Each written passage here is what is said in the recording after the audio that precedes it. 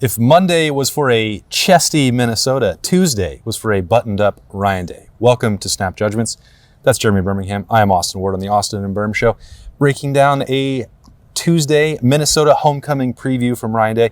And I love the comparison of what PJ Fleck decided to do for his Monday press conference, just letting that chest air out and get some breath. And Ryan Day is like, no, we're going to be straight to business here. And didn't quite go all the way to the top button, but pretty straight-laced performance from the Ohio State coach. What a contrast. And an interesting press conference. It seemed like this Ryan Day press conference on Tuesday morning here at the Woody Hayes Athletic Center went about faster than any Ohio State press conference I've ever seen. I don't know why it felt like it was like... Yeah, working up the tempo. Just like, hey, we're in and out of here. Ryan Day seemed pretty dialed in, ready to get back to work. Talked about, 2:45 meeting, Bloody Tuesday, and then preparing for Minnesota. The Buckeyes are not resting on or feeling good about what happened in Washington. They did what they had to do. They took care of business. Ryan Day, again, just reiterating, the whole point is to win. So it's maybe not always going to look like fans are used to it looking like, but the Buckeyes are comfortable taking what opponents are giving them, and we'll see what Minnesota can give them this week. But there wasn't a lot of Gopher talk.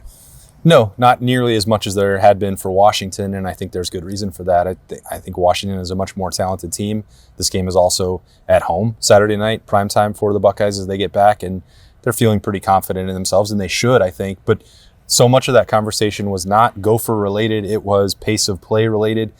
You and I were talking about that on Saturday at Husky Stadium, the 6 possessions, and you zoom out, and on the one hand, it's like, okay, over 300 yards, and you score every time you touch it in the second half. You've got pretty good success rate outside of the one botch early on in a red zone situation. If you had extrapolated that and had 12 possessions, then you'd have 600 yards of offense and way more points. And it is still a conscious effort. And I don't know that this conversation is going to go away anytime soon because Ohio State is playing this way purposefully. Yeah.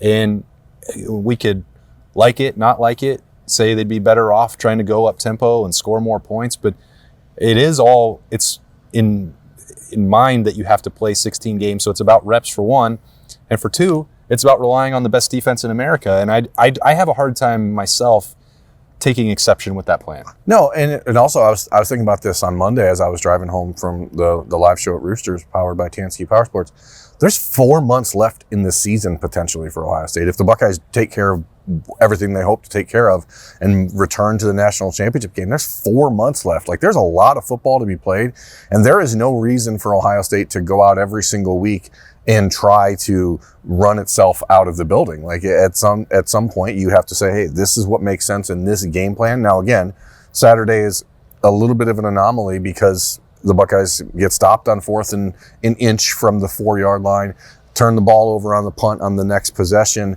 don't see the ball for 15 straight minutes, and that changed everything. But the efficiency was there. The play calling stuff, as you look back on it, I think more and more, like, it was pretty darn good when it comes down to the results on the game. But people are just going to look at the sheer number and 24 points and 350 yards and go, oh, that's not enough. And Ryan Day certainly, pushed back on Tuesday morning here at any notion that he's like okay with the offense not being great, like, because he says, I worry about it every single play. I'm obsessing every single play. But the defense does change things. Like, it changes the way you can coach. It changes the way you can play. Because if you go, Ohio State went to Washington, a team that hadn't lost it in that building in 3+ years, had 6 possessions and dominated the game. And, like, it wasn't even, there was never a moment where you're like, oh, Washington's going to win. Like, especially after they botched that fake field goal attempt. Like, it seemed like just business. Yeah. I think Ryan Day pointed to a couple stats. Well, there were 16 plays of 10 yards or more. There were 25 over 8 yards or more. I didn't double check that since before we walked down here onto the Woody Hayes Athletic Center, onto the practice field. But I bet he's got a pretty good idea that those numbers are right. He had them off the top of his head. And if a third of the time you're getting 8 yards per play, you're going to be pretty darn good. It's more than a third. It's almost 45, almost 42, 43% of the time on a 60-play day. But, and so it's not meant to.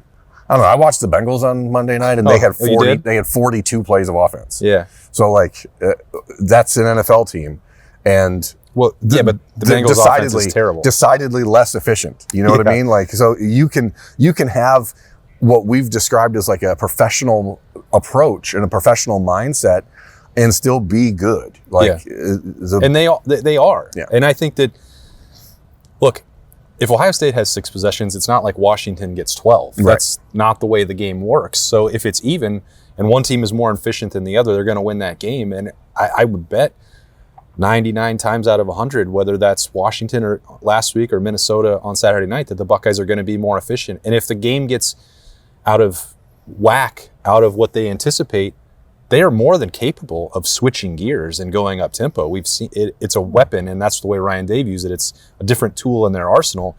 In a game like they were facing on Saturday, there was no need for them to go up tempo. And you could say, well, yeah, it'd be a lot easier to just win these games by 40 and then get out of the game. But adding 20 more snaps on Saturday and then adding 20 more against Minnesota, or playing 80 of them against UCLA, what does that actually get Ohio State in the long run? I know that perfection is the standard for Ohio State. The result, I don't know what more you could want. Yeah, well, that's why, you saw Ryan Day on Tuesday not really, there was no lamentations from him about how this game went at all. Like, other than the 4th and 1 and the fumble by Brandon Ennis, which he was quick to point. He's not planning to make any changes. He'd said that return from Brandon Ennis and the one against Ohio showed why he was out there. You can't fumble the football. They said that's pretty out of character for him. If that was happening in practice, we know that he would not be out there. So no anticipated change there with Brandon Ennis, but those are the 2 things that he pointed to, and that was it.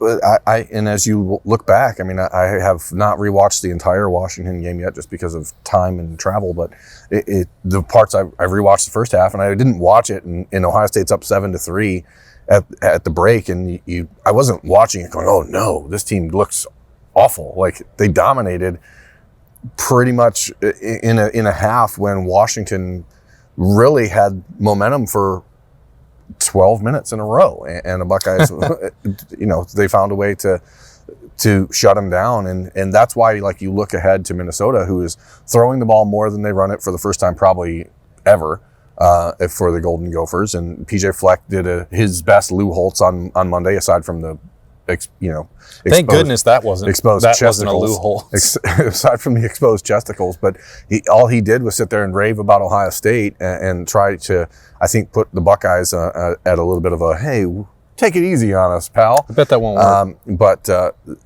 that press conference from Ryan Day, it was as professional, and you're talking metaphorically about the button up, but like, he was incredibly dialed in today for. I wanted to get his impression about Ohio State only has 1 home game for the next month. We go to the Horseshoe on Saturday. Oh, it's over there. And we're not back till 1 month from tomorrow. It's pretty wild. So it's a unique schedule. And I think that, I'm surprised that we didn't hear him implore the fans to be like there and crazy on Saturday, knowing that it's the 1 home game for the month. But I don't think, maybe he'll do that later this week. Surely he doesn't have to. It's twofold. Saturday is homecoming, so I don't think you're going to get an influx of people that weren't already anticipating coming to watch Ohio State. So you got that captive audience that was already planning on being there, and you have all the festivities throughout the weekend. It's also Hall of Fame weekend, so you have a bunch of cool activities planned for that starting on Friday for Ohio State. And also, this is a fan base that has been clamoring to not play at noon, and they have another opportunity under the lights. So I think you can just assume the combination of homecoming events and an entire day to plan out before kickoff is going to give you that result without begging for it. But what else today did Ryan? Again, this snap judgments might be a little quicker than normal because there's not a whole lot to discuss. Snappy snap Jays?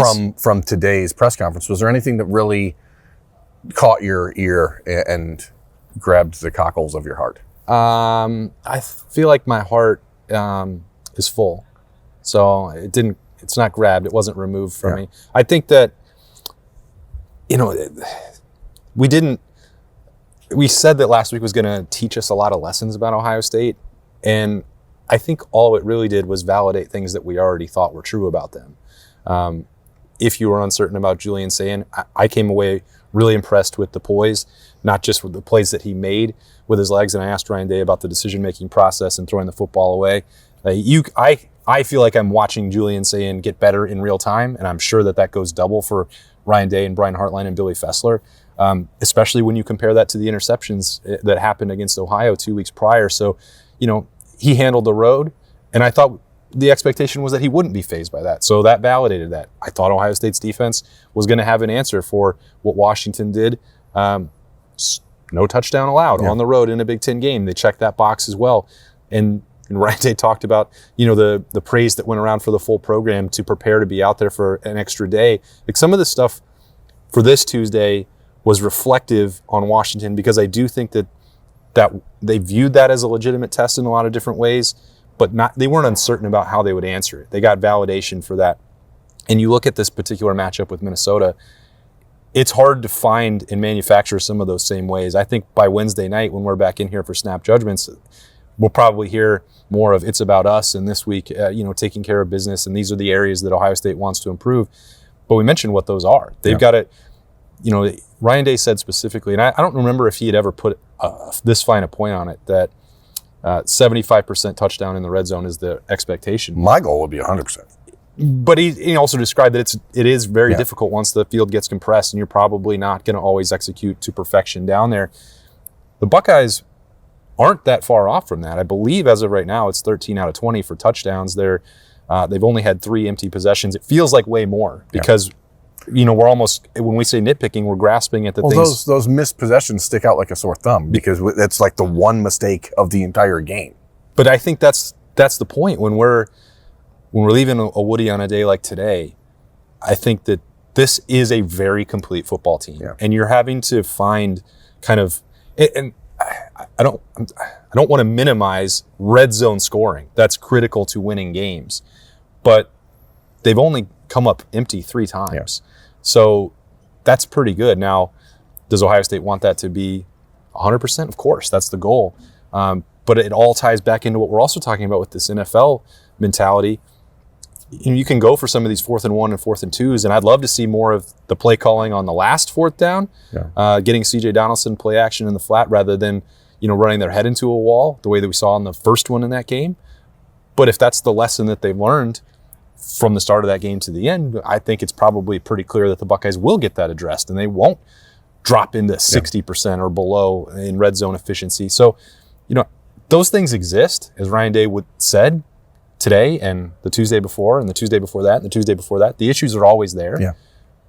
But they're not glaring major issues for this team. Which is a rarity around college football, honestly. If you look around the sport, it's not like there's anybody in the country playing cleaner, more efficient, and more explosive than Ohio State play to play. I mean, obviously there's other good teams, Oregon, Miami playing good ball, but the Buckeyes, I think what's interesting, after this game against Washington, the national narrative around this team has shifted to a much different point. Like after Texas, I think it's week 1, people are still looking at it like, well, we don't know really what's what, and just assuming that's 2 heavyweights going at it. But the response that Ohio State has received from the national media going to Washington, I think there are a lot of folks who watched that game and realized Washington's pretty decent. They're maybe not good, maybe especially without a handful of their key players. They're good. I mean, they're a bowl team, and they're potentially. You said 8 wins. I think they could win 9 games. Right. I think that they've got a potential to win 8 to 9 this season, and so it's funny just to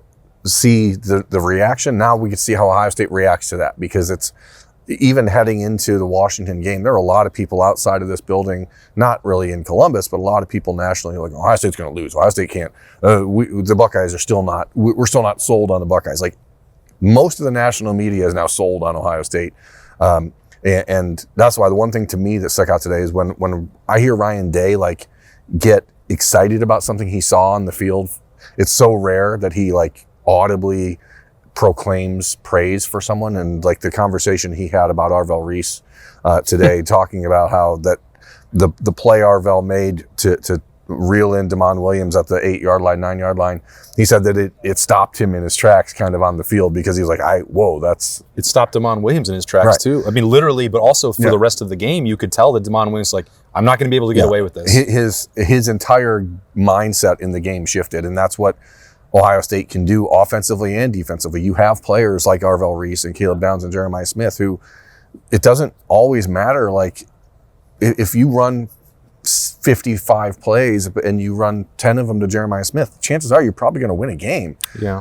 And it's I think it has to be very liberating for this coaching staff to look around what this roster has and say, well, we can try a whole lot of different things because we've always got these trump cards where we can just throw down, well, here we go. It's 3rd and 11 from the 18. Let's just run a tunnel screen to Jeremiah with nobody blocking for him because nobody had to, because the Buckeyes. I was surprised he called it a tunnel screen because I was like, there was no tunnel. He just like took one step and it was a delayed drag. I thought it looked, I mean, I'm an idiot. Yeah. Of course. I was like, well, that looks like a throwback to the old mesh days. Yeah, but it had to be behind the line of scrimmage because of some blocking issues. But like it's just those types of things. They can always just say, well, this time we'll just, we talked to Brian Hartline after the game and he said at halftime. I thought we just talked to a member of the Ohio State coaching we talked to multiple members, but we did talk to Brian Hartline for a minute and he basically said, hey, at halftime we decided we need to just throw the ball because you can do it and you can also put yourself in a position where you kind of play into your opponent's hands a little bit. And this coaching staff to me is so much more like mentally ready for anything that's being thrown at them right now because they have answers to everything. And I hope they find some on special teams. They'll be fine. Will they? Yeah. I mean, I thought the bigger concern today from Ryan Day more than the punt return game was the kickoff return game because, as he said, they've only had to return. That was the most edgy moment. Like they've had 6 kick returns against them this year, and 2 of them have ended in Jaden Fielding making a tackle at the 40-yard line. So that's a concern. So the guys who are in charge of that need to get some stuff figured out. So we got a lot more time for talking about this stuff. Though. Yeah, I hope we don't have to take up too much of the stock watch on Wednesday on the beat. I'm not talking about any special teams on the stock. Wow. That's probably a lie. Yeah, there's no chance that you can avoid that. That's going to be brought up. Right in the wave of that financial investment. That's what we're going to be doing on Wednesday morning on the beat. It is a tradition. And after the first Big Ten game, you simply have to take a look at the investment in the stocks and the portfolios. Mm-hmm. Tuesday afternoon, those are for snap judgments. And we heard from Ryan Day. Wednesday evening, we will hear from a handful of Buckeyes. Haven't got that list quite yet, but there will also be a lightning round from Ryan Day. Maybe we'll get an assistant or two. I personally would like to talk to James Laurinaitis about what's going on with Arvell Reese and this rise from him and maybe some more about Sonny Styles, who has become, I think, criminally underrated for his value. But we can get into not underrated, under-discussed. Because he's just doing what people expect him to do, right? Maybe. Yeah, that's a good way to put it. You could probably talk about him on the Stock Watch. Yeah, maybe I will. We'll see what happens. Anything could.